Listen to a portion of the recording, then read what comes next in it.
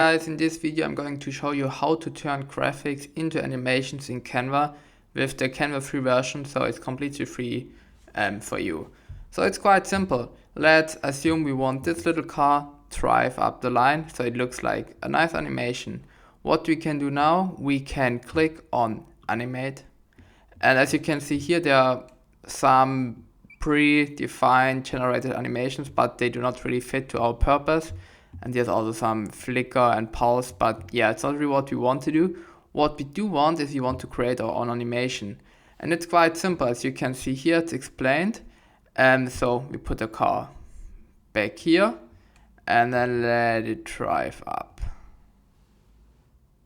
So what we can see now, the car drives up. In our case, I forgot to put the car down first, so now let's put it down here before we start the animation. Then we click on create animation and we just let the car drive up. You need kind of a steady hand. As you can see now, the car drives up. It's super nice, super cute. You can adjust the speed. Yeah, it's quite nice. It's nice to have, good for reels, good for TikToks.